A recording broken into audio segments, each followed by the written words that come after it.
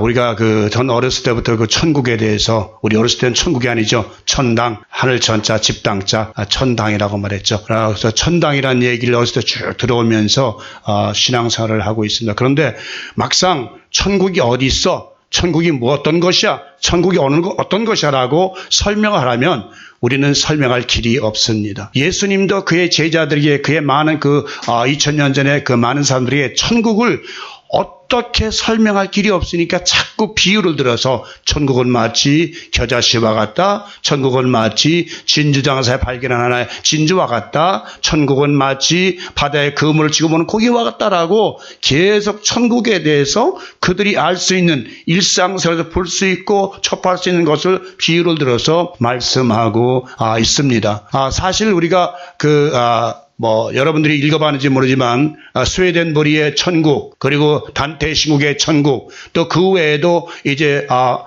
바울게시룩의 낙원, 그 다음에 많은 사람들이 이제 천국을 갔다 왔다고 천국에 대해서 이제 이야기를 하고, 얘기를 하는 걸 제가 많이 들었습니다만, 사람마다의 조금씩 다릅니다. 천국의 복은 그 개념이 어떤 사람은 여러분 읽어봤는지 토마스 남진의 그거 보면 예수님이 고기를 잡아서 고기를 먹었다라고 요리해줘서 고기를 먹었다는 분도 있고, 또 어떤 분은 이제 가서 아름다운 사랑의 그런 찬가, 사랑의 노래, 그 사랑을 흠뻑 맛보고 왔다는 분도 있고, 또 어떤 분들은 이제 바울게시록 같은 데는 이제 예수의 도시와 이제 지옥의 도시가 따로 있는 것을 이제 바울게시록에 그렸고요. 그 다음에 단테 신곡이라든가 이제 스웨덴보리의 그 천국과 지옥은 조금 또 다릅니다. 많은 사람마다 서로 그 개념이 좀 다릅니다. 그래서 제가 왜 이 사람들이 같은 천국을 보고 와서 다르게 볼까? 그리고 사도 요한이 본 천국과 또 다릅니다. 또 에스겔이 본 것과 이사야가 본 것은 조금씩 다릅니다. 그런데 왜 다를까? 사람마다의 천국의 신앙도 다르고 믿음도 다르고 천국도 다릅니다. 이건 틀림없습니다. 그것은 무슨 말씀이냐면, 각 사람에게 누구든지 같은 장소, 같은 천국의 개념을 갖는 것이 아니라 그 믿음의 분량에 따라 천국의 개념도, 천국의 위치도, 천국의 삶도 달라진다는 것이에요. 여러분, 그것을 우리는 기독교는 무조건 너나 나나 할 것 없이, 소나 개나 뭐 할 것 없이 다 교회만 오면 천국 간다고 그렇게 설명을 하지만 그것은 아닙니다. 여러 번 말씀드렸지만 그것은 아니고, 모든 사람이 구원을 받되 그 구원의 과정에 따라서 그 사람의 믿음의 분량에 따라서 들어가는 천국의 위치도, 천국의 삶도, 천국의 느낌도, 천국의 경험도 달라진다는 것을 여러분은 아셔야 될 것입니다. 오늘의 말씀은요, 포도원의 비유입니다. 천국은 마치라고 시작하면서 포도원 비유를 듭니다. 오늘 이 말씀을 가지고 여러분이 잘 보십시오. 이 말씀을 가지고 만약에 젊은이들한테, 오늘날 2세들한테 설명을 한다고 합시다. 자, 2세들이 볼 때, 이거 뭐야? 아니, 11시 1시간 일하는 사람이나 종일토록 일하는 사람이나 품삯이 똑같다? 그럼 누가 이래? 여러분도 마찬가지죠? 아침부터 밤늦게까지 일하는 사람과, 그리고 5시에 와서 11시에 잠깐 1시간 일하는 사람과 품삯이 똑같다? 불평할 사람 없죠? 여러분들도 만약에 하루 종일 일했는데, 와서 1시간 일하는 사람이 나는 $100 받아, 이 사람도 $100 받아가?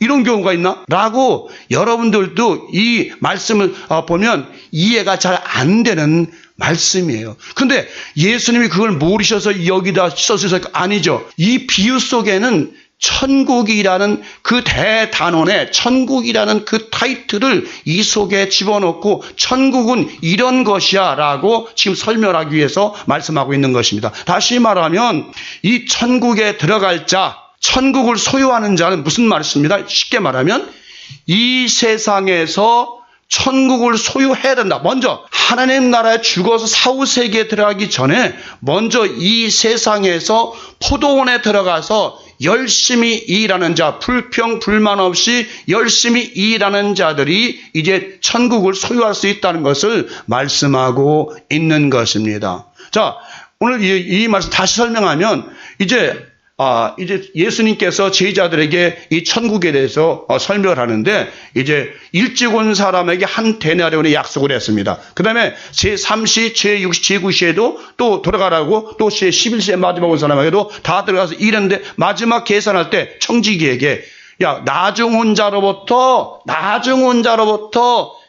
한 데나리온씩 줘라라고 말하니까, 이제 먼저 온 사람, 우린 더 받겠구나 라고 생각을 했는데, 먼저 온 사람 똑같은 한 데나리온 받으니까 불평 원망이 나오는 것은 당연한 사실입니다. 이것은 인간의 법칙입니다. 인간의 법으로 보면, 인간의 계산법으로 보면 이건 당연히 불평이 나올 수밖에 없는 말씀입니다. 이게 이 방법으로 이제 이익과 손해를 견주어 본다면 이해가 잘 되지 않는 말씀이라는 것이에요. 솔직히 말씀을 드리면 잘못된 계산법이죠. 세상적으로 보면. 그죠? 이미 말씀을 드린 대로 이 비유는 하나님으로부터 가나안 땅의 약속을 받은 이스라엘과 그리스도를 통하여 구원받을 교회 공동체의 성도들에 대한 비유의 말씀입니다.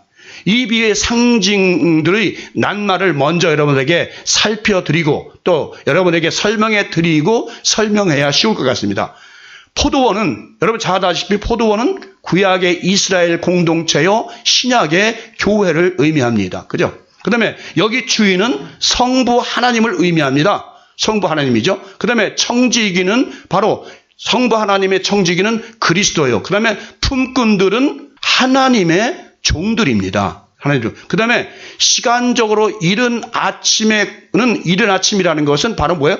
구약시대를 의미하고요. 그리고 장터는 세상을 의미하고요. 그 다음에 품삯은 하나님이 값없이 주시는 구원의 은총을 의미합니다. 자, 이렇게 설명해드리면 여러분 이 비유가 여러분 딱 머리에 와 닿고 그런 말씀이었구나라는 것을 딱 얘기되는 것이죠. 쉽게 말하면 이 말씀들을 하자면 이제 성부 하나님이 이스라엘 자손들에게 구약 유대 민족들에게 이미 먼저 약속을 하셨습니다. 내가 너희들을 가나안 땅으로 인도할 약속을 하셨는데 그들은 가나안 땅에 가서 하나님을 잘했습니까? 못했습니까? 못했어요. 그러니까 성부 하나님은 안 되겠다. 다른 또 종들을 보내서 또 너희들 또 포도원에 들어가 너희도 천국을 하나님의 나라를 위해 일하라고 또 보내고 또 마지막까지 보냅니다. 그 여기 마지막 미리 말씀드리면 11시에 제일 늦게 들어온 사람은 누구다?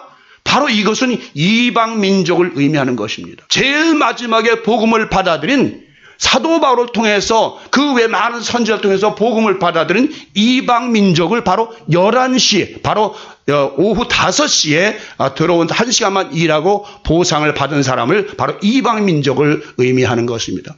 제일 먼저 약속받은 자들, 제일 먼저 포도원 주인으로부터 한 데나리온씩을 약속받은 품꾼은 바로 말씀드렸지만 이스라엘 민족들입니다. 바로 구약시대의 포도원은 이스라엘 나라를 의미한다고 성경은 기록하고 있죠. 이사야 5장 2절에 보니까 땅을 파서 돌을 제하고 극상품 포도나무를 심었도다. 그 중에 망대를 세웠고 또 그 안에 술들을 팠도다.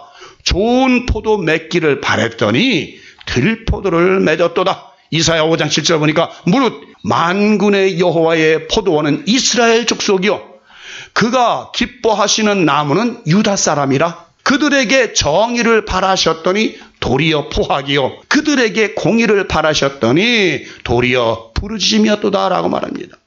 이 말씀에서 돌을 재버렸다는 것은 가나안 칠족속들을 물리치고 하나님이 택하신 극상품 포도나무인 이스라엘 족속들을 그곳으로 옮겨 심었다는 것입니다. 그런데 그들에게 좋은 포도 열매인 정의와 공의를 맺기를 바라는데 오히려 먹을 수 없는 들포도 불평과 원망뿐이었다는 것입니다. 바로 이것이 이스라엘 민족들이 첫 번째 약속받은 주님의 종들이 행한 일인 것입니다. 이른 아침에 한 데나리온씩 받기를 약속한 이스라엘 민족들이 돈을 받기 위해서 일은 제대로 안 했다는 말씀을 말씀하고 있는 것. 여러분들이 잘 아시다시피 하나님은 하나님의 절대적인 직권으로 아브라함을 갈대 우르로부터 불러내셔서 그에게 약속한 대로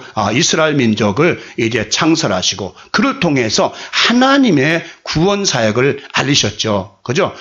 아브라함을 통해서 구원 사역을 알리기 시작했어요. 하나님은 아브라함이 무자할 때 그를 불러내셔서 약속하시기를 네 자손으로 바다의 모래같이 하늘의 뭇별들같이 셀 수 없이 나오게 하겠다고 분명한 약속을 하셨습니다. 그리고 그 약속은 이루어졌죠. 그들이 애굽에 그 430년 동안 있는 동안에 그들의 인구는 셀 수 없이 증가했다고 성경은 말씀하고 있습니다. 그 후에 이제 모세를 통해서 하나님은 모세를 통해서 말씀하시기를 너희들은 내 계명을 지켜 행하면 젖과 꿀이 흐르는 가나안 땅으로 인도하여 풍요로운 삶을 살게 해주시겠다고 약속의 말씀을 하셨습니다. 여기서 가나안 땅은 천국의 그림자요 낙원의 그림자입니다. 이제 이스라엘 백성들이 광야 교회를 거쳐서 이제 요단강을 건너서 가나안 땅에 들어간다는 것은 바로 이스라엘 민족이 이제 세례를 받고 하나님이 만드신 가나안 땅 다시 천국을 가는 그 과정을 이제 여기 모세오경, 창세기, 출애굽기, 레위기, 민수기, 신명기를 통해서 그렸어요. 그래서 제가 새벽 제단에 또 저녁 제단에 말씀드렸습니다. 창세기는 따지고 보면 뭐다? 창세기는 하나의 이제 중매죠. 중매. 그러니까 하나님께로 인도하는 중매 그런 다시 말하면 그 예화로 이제 엘리에셀이 리브가를 이삭에게 중매하는 그런 광경이죠. 그다음에 출애굽기는 언약입니다. 약혼입니다. 따지고 보면 자 이제 하나님과 십계명으로 시내산에서 언약 약혼을 하셨습니다. 교회된 이스라엘 공동체 신부들이. 그다음에 레위기는 뭐예요? 레위기가 지루하죠. 오늘 우리 교회에서는 이제 우리 새벽 예배 저녁 대단은 이제 이 레위기를 읽고 있습니다만 레위기가 아주 지루하죠. 지루해요. 근데 레위기는 무슨 말씀이에요? 신방입니다. 신방. 이제 약혼한 자들이 약혼한 그리스도의 신부들과 하나님의 신랑 예수 그리스도가 신방을 차리는 과정이 레위기여서 레위기는 뭐라고 말씀하세요? 야, 내가 거룩하니 너희도 거룩해야 된다? 내가 거룩하니 너희도 거룩해. 그래서 하나님은 뭐라고 말해요? 너희 신부들은 부정한 거 먹지도 말고 만지지도 말고 보지도 말고 입지도 말고 가서 가까이 가지도 말라 그래요. 여러분 레위기를 읽어보면 상당히 세밀하게 나왔습니다. 바로 레위기는 여러분들이 그러잖아요. 자, 비늘 없는 거 먹지 말아라. 그다음에 쪽발이 갈라진 거 먹지 말아라. 갈라지지 않은 거 먹지 말아라. 부정한 거 만지지 마라. 죽은 고기 먹지 말아라. 계속해서 하지 마라 하는 거예요. 신랑이신 예수께서 신부들에게 야, 너희 이것도 먹지 말고 이것도 말고 왜? 너희는 내 신부가 됐으니까 이제 거룩해야 돼. 깨끗해야 돼. 정결을 해야 돼. 라는 말씀이 바로 레위기의 말씀입니다, 여러분. 그렇게 읽으면 레위기가 이해가 가고 아주 이해가 은혜가 충만한 줄에서 저는 요새 레위기 읽으면서 은혜가 충만해요. 거기에 보면 심지어는 여러분 읽어보는지 모르지만 여자가 아이를 낳고 산열이 끝나는 것을 66일을 잡고 있어요. 그때까지는 깨끗하게 정결하게 여자가 관리해야 된다까지 심지어는 거기까지 말하고 있어요. 아주 세밀한 것까지 하나님은 말씀하고 레위기를 통해서 말씀하시. 그것은 뭐냐면 무슨 말씀이냐면 정결해야 된다. 깨끗해야 된다. 내가 거룩하니 너희도 거룩해야 된다고 말씀하시고 있어요. 그러면 민수기는 뭡니까? 정복입니다. 이제 신랑을 맞이한 신부, 다시 말하면 이스라엘 백성들은 이제 하나님의 백성이 된 자들은 가나안 땅을 정복을 해야 되죠. 맨날 신방만 있으면 안 되잖아요. 그죠? 예수 그리스도의 신부가 된 사람들은 이제 정복을 해야 되는 거예요. 정복이란 뭐냐? 이제 하나님 나라를 정복하기 위해서 나가서 십자가 군사가 돼서 이제 대적과 사탄과 싸워야 된다는 것을 민수기가 말하고 있는 거예요. 그 다음에 신명기는 뭡니까? 신명기는 이제 모세가 마지막 가나안 땅에 건너가는 그 이스라엘 백성들에게 신부들에게 하나님의 법과 하나님의 계명을 쫙 설명해 주는 거예요. 설교해 주는 거예요. 자, 신명기 28장 2절 6절에 보면 이게 됐습니다. 네가 네 하나님 여호와의 말씀을 청종하면 이 모든 복이 네게 임하며 네게 이르리니 성읍에서도 복을 받고 들에서도 복을 받을 것이며 네 몸의 자녀와 내 토지의 소산과 내 짐승의 새끼와 소와 양의 새끼가 복을 받을 것이며 네 광주리와 떡반죽 그릇이 복을 받을 것이며 네가 들어와도 복을 받고 나가도 복을 받을 것이니라 라고 되어 있습니다. 이는 모세가 이스라엘 백성들에게 가나안 땅에서 하나님으로부터 받아 누릴 복에 대하여 네가 내 계명을 지키면 이런 복으로 너에게 충분하겠다고 설교하는 것입니다. 그러면 축복이, 다른 축복이 또 하나 있죠. 민수기에 보면 여러분 이게 많은 사람들이 복을 받기를 원하나 하나님의 말씀을 순종하지를 않고 복을 받을 수는 없다는 것입니다. 물론 불신자들은 예외입니다. 여기 또 하나의 귀한 축복의 메시지를 여러분에게 말씀드리게, 여러분들이 이 말씀은 정말 제가 언젠가도 말씀드렸지만 어느 집에 가든지 이 말씀을 꼭 기도할 때 또 신방할 때 이 말씀을 꼭 좀 읽으시기 바랍니다. 민수기 6장 23절 26절에 있는 말씀이죠. 자, 아론과 그의 아들들에게 말하여 이르기를, 뭐라요? 너희는 이스라엘 자손을 위하여 이렇게 축복하여 이르되, 그 다음부터입니다. 자, 여호와는 내게 복을 주시고, 자, 따라하십시오. 이것만은 좀 시작. 여호와는 내게 복을 주시고 너를 지키시기를 원하며 여호와는 그의 얼굴을 내게 비치사 은혜 베푸시기를 원하며 여호와는 그 얼굴을 내게로 향하여 드사 평강 주시기를 원하노라. 얼마나 좋은 메시지입니까? 여러분들이 다른 집에 갔을 때에, 여러분들이 크리스천 집에 갔을 때에 이 축복, 민수기 6절, 몇 절이었습니까? 지금 아직 6장 23절 26절 이 말씀을 여러분들이 모든 사람들에게 전할 때에 귀한 축복에 틀림없는 아주 좋은 메시지가 될 줄 믿습니다. 여러분, 여호와는 내게 복을 주시고 너를 지키시기를 원하며 여호와는 그의 얼굴을 내게로 비치사 은혜 베푸시기를 원하며 여호와는 그 얼굴을 내게로 향하여 드사 평강 주시기를 원하노라. 얼마나 좋은 말씀입니까?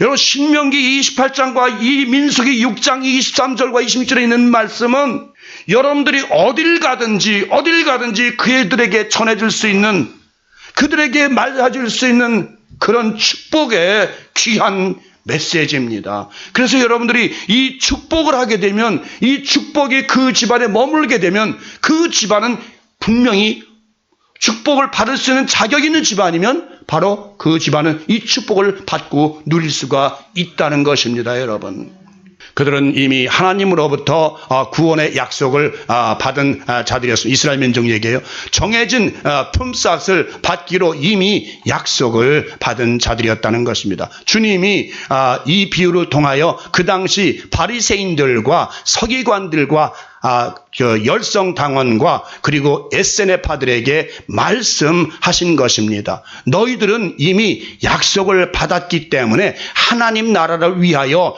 열심히 일을 해야 한다고 말씀하시고 계신 것입니다. 그런데 그들은 어떠했습니까? 계속해서 주님을 향하여 불평과 원망과 시기와 살인까지라고 하지를 않았습니까? 두 번째는 장터에서 놀고 있던 자들입니다.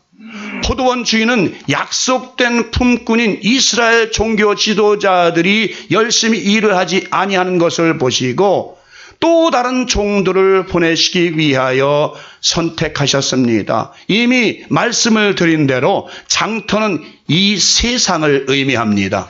이 말씀을 살펴볼 때 하나님이 미리 택하신 종들은 세상에서 편하게 놀고 먹으라고 보낸 것이 아니라는 것입니다.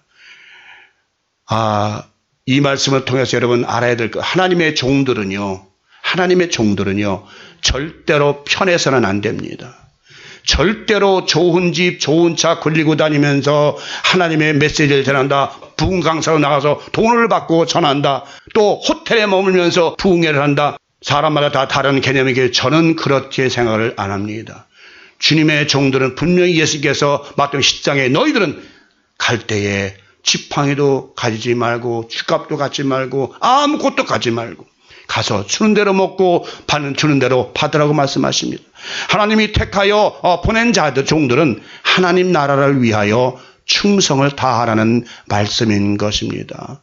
장터는 많은 사람들이 모이는 곳입니다. 그러므로 장터는 복음을 전하기 좋은 곳이기도 한 것입니다. 그러므로 장터를 세상으로 비유하고 있는 것. 여러분 시골서 장하세요? 장? 5일 만에 한 번 쓰는 장하세요? 서울에 사시는 분들은 몰라요. 옛날 시골에는 5일에 한 번씩 장을 섰어요. 장을 쓰면 다릇된 모르는데 그 장날이면 사람들이 엄청 많이 모입니다. 머리에 보리쌀 한 자루씩 이고 팥자루 한 자루씩 이고 콩자루 한 자루씩 이고 돈이 어디 있어요. 맨날 시골에서 감자이고 고구마이고 팥자루이고 보리쌀이고 자루 하나씩 들고서 그거 팔아서 돈 가지고 생선 조기나 하나 사가지고 갈까 하고 와서 그걸 팔고 늘 서 있잖아요. 그거 팔아가지고 뭐예요? 곡식 팔아가지고 기껏 온다는 것이 조기 새끼 한 마리 델롱델롱 매달아가지고 와서 주고 그러잖아요. 옛날 장이 바로 그런 거였어요. 어떤 분들은 또 닭을 키우는 분들은 닭을 들고 나가서 팔고요. 또 계란 들고 나가서 파는 사람이 있고요. 여러 가지 형태의 장이 시골에서 5일에 한 번씩. 그래서 장날이면 시골에서 우리 무슨 잔치 있는 것처럼 그냥 여자분들이 전부 머리마다 하나씩 들며 이고 나갑니다. 그것이 옛날에 우리나라의 시골 장터의 모습이었습니다. 바로 그 장터를 말씀하고 계신 것. 그 장터는 바로 영적으로 세상을 의미한다는 것입니다. 우리 주님은 장터에 대한 다른 비유의 말씀도 하시고 계십니다. 복음을 전하여도 따르지 아니하는 세상 사람들을 향하여 이제 장터의 사람들이라고 말씀하고 계시는 마태복음 11장 16절 17절 보니까 이 세대를 무엇으로 비유할까? 비유하건대 아이들이 장터에서 앉아 제 동물을 불러 이르되 우리가 너희를 향하여 피리를 불어도 너희가 춤추지 않고 우리가 슬피 울어도 너희가 가슴을 치지 아니하였다 함과 같도다.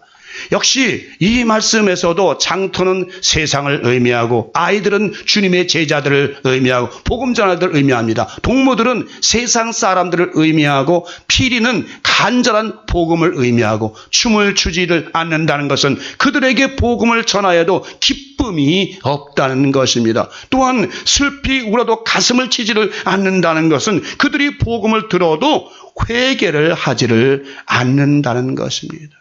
오늘 말이죠. 오늘날 그 옛날에는 그저 설교 말씀 들으면 그냥 눈물을 줄줄줄줄 흘리고 그냥 회개를. 요즘에는요, 말씀을 들어도 회개를 잘 안 합니다. 아까 우리 이성수 사모님 기도하시면서 눈물 흘리면서 기도하셨지만 그렇게 눈물을 흘리면서 정말 간절하게 기도하시는 분들이 얼마나 되는지요. 정말 복음을 듣고 내가 복음을 들었을 때에 나의 가슴이 찔리고 나의 양심이 찔려서 하나님 앞에 엎드려 간절히 회개에 눈물 흘리는 자들이 얼마나 되는지요. 또 말씀을 더 기쁨으로 받아들여서 정말 할렐루야 할렐루야 찬송하며 말씀을 받을 때 기쁨이 충만한 자가 얼마나 되는지요. 여러분, 강단에서 축복을 선포하는 건 내가 선포하는 것이 아니라 바로 성경 말씀, 하나님 말씀, 하나님 하신 말씀을 여러분에게 전달하는 것 뿐입니다. 여러분의 축복을 받으라는 것입니다. 이와 같이 우리들도 하나님의 부르심을 받기 전에는 많은 사람들이 즐기고 있는 세상 장터에서 살던 사람들이었습니다. 아무런 소망도 없이 그저 세상 연락만을 즐기며 살던 자들이었습니다. 오늘날도 마찬가지입니다. 아무리 복음을 전하고 예배 드리기를 선포해도 사람들은 각기 제 갈 길로 가고 있습니다. 아무리 아름다운 천국 복음의 피리를 불어도 사람들은 귀를 기울이지를 않고 다른 소리에 귀를 기울이고 있습니다. 세 번째는 장터에서 놀고 있던 자들에게 포도원 주인은 하루에 한 데나리온씩의 품삯을 주겠다고 약속을 하였습니다. 이 말씀의 의미는 세상에서 방황하던 주의 종들에게 구원의 약속을 하셨다. 구원의 영생의 약속을 하셨다. 품삯은 바로 영생을 말씀하는 것입니다. 그러니 너희들도 하나님의 포도원인 교회의 공동체로 가라고 말씀하시는 것입니다. 더 더 이상 세상에서 방황하지 말고 하나님이 세우신 포도원인 교회로 돌아가라고 말씀하시는 것입니다. 오늘날도 많은 사람들에게 야, 너희들 포도원으로 돌아가, 포도원으로 가. 하나님 만든 교회, 그것이 포도원이 들포도도 있고 좋은 포도도 있지만 바로 그것은 하나님 만든 포도원이야. 그 포도원으로 가서 너희 할 일을 하라고 오늘도 하나님은, 주님은 계속해서 말씀하고 계신 것입니다. 세월을 아끼라고 말씀하셨습니다. 언제나 하나님이 주신 지혜로 말미암아 어리석은 자가 되지 말고 지혜 있는 자가 되라고 하나님은 오늘도 말씀하고 장터에서 놀고 있는 자들에게 말씀하고 계신 것입니다. 에베소 5장 15절 17절에 그렇게 되어 있습니다. 그런즉 너희가 어떻게 행할지를 자세히 주의하여 지혜 없는 자같이 하지 말고 오직 지혜 있는 자같이 다하여 세월을 아끼라. 세월을 아끼라. 때가 악하니라. 그러므로 어리석은 자가 되지 말고 오직 주의 뜻이 무엇인가 이해하라라고 말씀하십니다. 이 말씀이 오늘날 장터에서 방황하는 사람들에게 하시는 엄한 말씀인 것입니다. 자, 이제 세월을 정말 아낄 때가 됐습니다. 세월을 정말 이제는 여러분이나 저나 다 이제 젊은 분도 계시겠지만 60이 넘고 이제 항상 말씀드리던 마지막 추수 때에 우리는 접어들었습니다.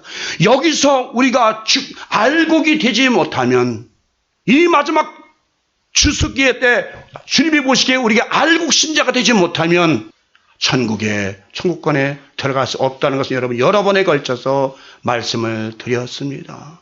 그 천국은 죽어서만 가는 것이 아니라 이 땅에서 주님이 말씀하신 것처럼 우리가 포도원에 들어가서 하나님이 창설하신 교회로 가서 교회 안에서 그곳에서 하나님이 주신 귀한 생명의 포도, 영상의 포도, 기쁨의 포도의 잔을 먹음으로써 우리가 그곳에서 누리고 천국을 맛보고 살아야 된다는 것입니다. 우리의 삶이, 여러분의 삶이 이 땅에서 천국의 그 누림을 누리지 못하면 하늘에서 이루어진 것 같이 땅에서도 이루어지이다. 하늘에서 하나님의 기쁨이 충만한 것 같이 영광이 충만하지.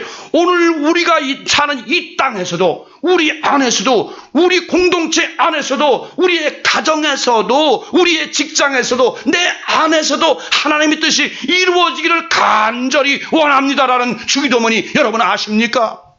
그래도 몰라.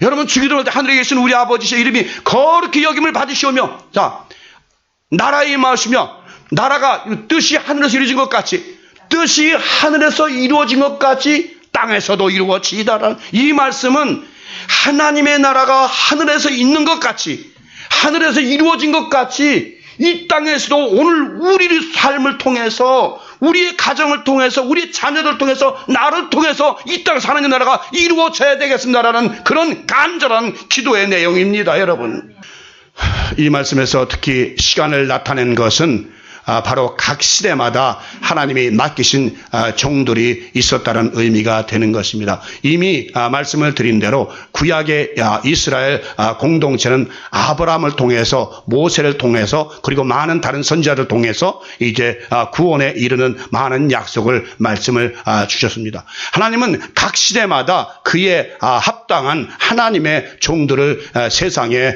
보내셨습니다.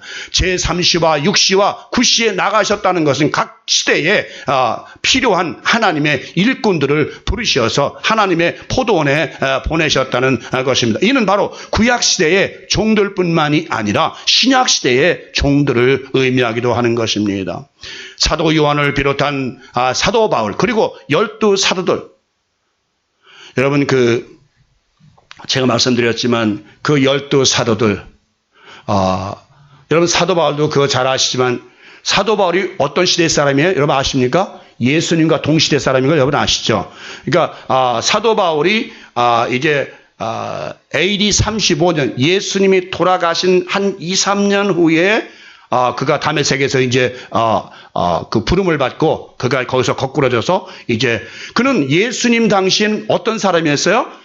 가말리에서 이제 서기관 되기 위해서 열심히 공부하면서, 그러니까 예수님과 동시대 사람이 사도 바울이에요. 그러니까 이 사도 바울이 나도 예수님을 보았다고 고린도서에 말씀하시는 것처럼 아마 먼 발치에서 분명히 사도 바울도 예수님을 보았을 것입니다. 그런데 그가 왜 그 당시는 완전한 율법주의자잖아요. 가말리엘에서 문화에서 서기관직에서 공부하고 있었잖아요. 그러니까 사도 바울, 베드로, 바나바, 여러분 이 12사도를 모두, 그리고 예수님의 동생인 야고보 있죠. 그 마지막까지 그 교회를 지켰던 그 제자는 바로 예수님의 동생 야고보입니다. 여러분들이 이제 그 교회 사를 공부하시면 알지만, 이제 교회를 남겨올 때 기회 있으면 설명드리겠지만, 야고보가 절대적인 신임을 받던 그 당시 초대교회의 아주 기둥이었습니다. 그렇게 아주 그 야고보가 예수님이 살아계실 때는 당신 할 일이나 하소. 제 동생들이 그렇게 무시했지만 예수님 돌아가신 후에 그는 완전한 예루살렘 교회의 기둥이 돼서 복음을 전파했습니다. 사도 바울과 12사도 그리고 많은 신약의 전도자들은 주님이 부르시기 전 그들 역시 우리와 같이 세상 장터에서 세상 일에 매여 놀고 있었던 사람들. 잘 아시지만 12사도들은 어부들을 비롯하여 세리장 그리고 열성당원 등이었고, 사도 바울은 서기관이 되기 위하여 이제 가말리엘 문화에서 열심히 율법 공부를 하던 사람들이었습니다. 그때 하나님은 그들에게 가셔서 포도원의 교회의 공동체를 위하여 일하라고 명령하셨다는 것입니다. 여러분, 이 하나님께서 이 각 시대마다 말이죠, 부르신 그 종들을 보면, 성경도 보면 기가 막힌 그런 아주 시간 착착착 맞죠.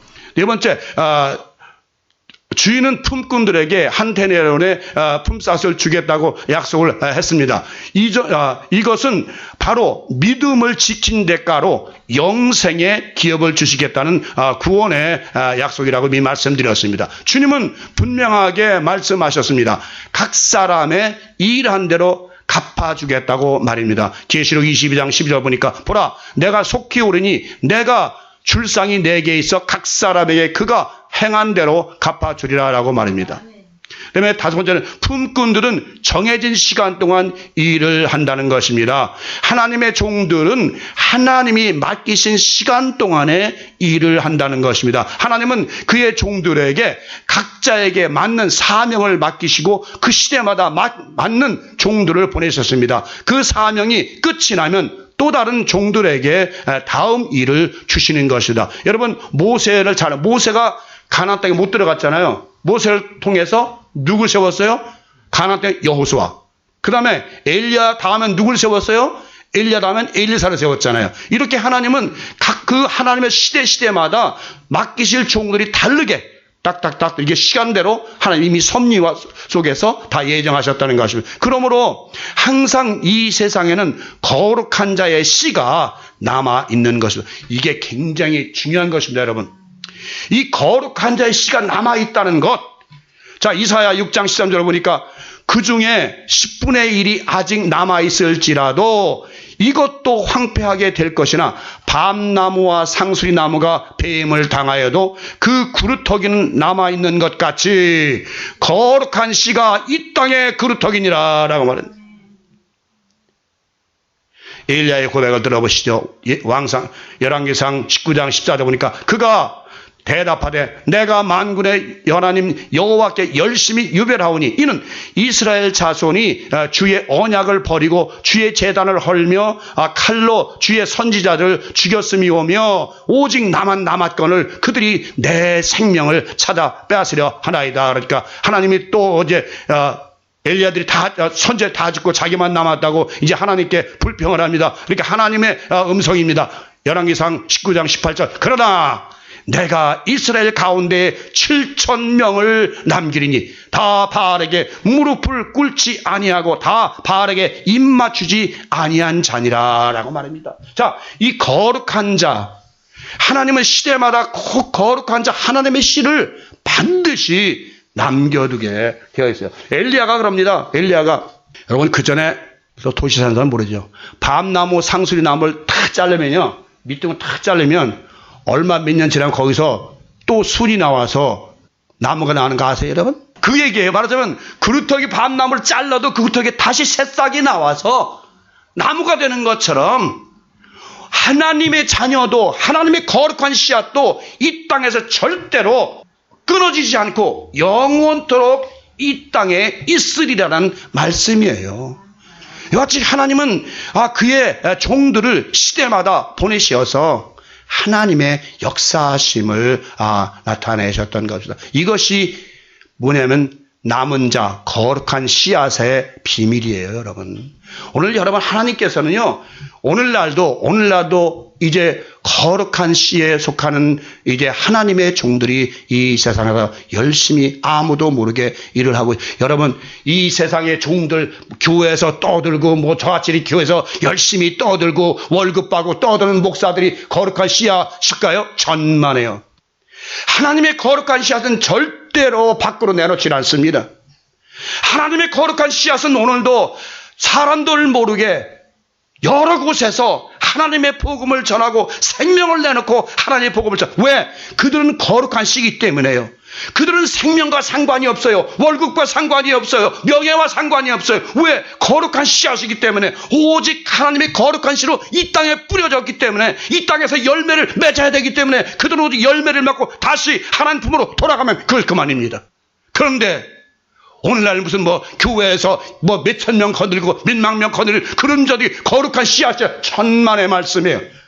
오늘날 정말 거룩한 씨앗들은 옛날 엘리야가 어떻게 했습니까? 여기저기 도망다니면서 열심히 복음을, 엘리사도 그랬고요. 12사도들 또 어땠습니까? 토굴로 여기로 돌아다니면서, 여러분 초대교사 읽어보면 기가 막히잖아요. 12사도들이 그냥 토굴로 다니면서 굴에서 살았잖아요. 복음 전하면서. 심지어는 염소에 가지고 뒤집어 쓰고요, 양에 가지고 집어서 엉금엉 다녀서, 왜? 사람 아닌 것처럼 보이려고요. 그러면서 복음 전했다니까요. 그것은 왜 그래요? 하나님의 거룩한 씨앗이기 때문이라는 거예요. 여러분이나 저도 하나님의 거룩한 자 씨앗으로 이 땅에 버려진 줄 믿습니다. 여러분, 정말 우리가 이 땅에 정말 거룩한 씨앗으로 버려진 줄 믿습니다. 저는 정말 이제 말씀을 시간이 돼서 마치겠습니다만, 오늘 말씀을 정리하면, 여러분, 포도원은 바로 이제 오늘날 교회, 이제 나가서 저 하늘나라 낙원 영원한 천국을 의미합니다. 그러나 먼저 이 땅에서 포도원에서 열심히 일하고, 이 땅에서 포도원에 심겨진 나무처럼 열매를 맺지 못하면 아름다운 에덴 동산에 심겨질 수가 없다. 옮겨 심을 수가 없어요. 하나님이 이 땅에서 열매를 맺지 못한 나무를 저 에덴 동산에 옮겨 심질 않아요. 이 땅에서 열매를 맺고, 이 땅에서 무성하게 믿음 충실하고 하나님을 충실하게 행한 그런 나무들만 에덴 동산에 옮겨 심는다고요. 오늘 여러분이나 저나 이제 교회 다니고, 여러분이나 저나 언제 하나님이 불러서 언제 돌아갈지 모르지만, 저는 그렇게 생각합니다. 많은 사람들이 죽음을 두려워하고 괴로워하고 힘들어 어려워하지만, 왜 그래요? 내가 충실한 열매를 맺었다면 나는 에덴 동산에 영원토록 심겨져서 옮겨지지 않을 사람들입니다. 말씀을 잘 아시죠? 프로스 목사님이 19세기 때 아무리 복음을 전해도 교회에 사람이 와야지 안 오는 거예요. 근데 한날은 비가 저처럼 혼자 강단에서 열심히 복음을 전해, 아무도 없는데 대우 전하는데 낭주에 보니까 술이 잔뜩 취한 사람이 앉아가지고 듣고 앉아있는 거야. 그러니까 또 와서 목사님한테, 내가 술이 취해도 목사님 말씀 들으니까 내가 이제부터는 술을 안 마셔야 돼. 그 사람이 전도해서 순식간에 그 교회 5,000명이 넘는 교회가 그 하나 씨앗이 떨어져서, 거룩한 씨앗이 떨어져서 그 교회가 가득 찼다는 것이 아닙니까? 정말 오늘날 어떤 씨앗이 떨어져서 변화될지 아무도 알 수가 없습니다. 저는 요즘에 아침 저녁으로 성경 읽으면서 하나님께서 깨닫게 되신 그 말씀을 여러분께 다 전하지 못하지만 언젠가 전할 길이 있겠지만, 저는 이제 오늘 이 포도원의 비유를 통해서 이제 천국을, 복음을 여러분에게 전합니다. 여러분, 정말 여러분들이 이 포도원에, 이 교회에 충실한 일꾼이 되지 못하면, 여러분이 이곳에도 충실한 일꾼이 되지 못하는데 하나님 나라 간다고요? 이것은, 교회는 하나님께서 천국의 모형이에요. 이 교회에 왜 나가라는 이유는 뭐냐면, 거기마저도 네가 충실하지 못한다면, 그 교회 나가는 것마저도 충실하지 못한다면 네가 어찌 하나님 나라에 들어올 수 있느냐, 그 말씀인 것입니다. 이거는 세상의 포도원이에요. 하나님의 진짜 포도원은 저 천국이 따로 있어요.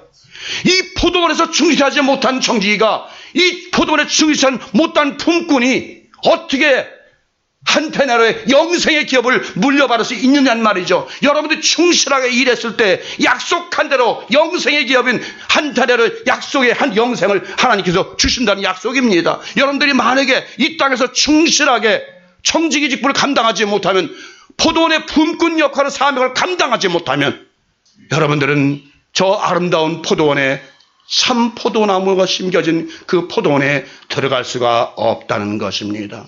여러분, 정말 여러분에게 부탁드립니다. 제가 교회 나오라는 이유는 나를 위해서 나오라는 거 아닙니다. 여러분은 자신을 위해서 한번 충실하게 교회에 먼저 충실해 보십시오. 충성을 다하면서 그 다음에 바라는 것은 이제 하나님께서 여러분에게 줄 영생의 길, 영원한 생명의 멸관, 영원한 저 아름다운 포도원, 그곳에 들어갈 약속을 여러분 받기를 바랍니다. 여러분 이미 받은 자들입니다. 여러분 충성을 다할 때, 여러분 믿음을 지켰을 때, 여러분의 충실한 품꾼의 약속을 지켰을 때, 여러분은 모두가 저 아름다운 포도원에 들어가는 줄 믿습니다.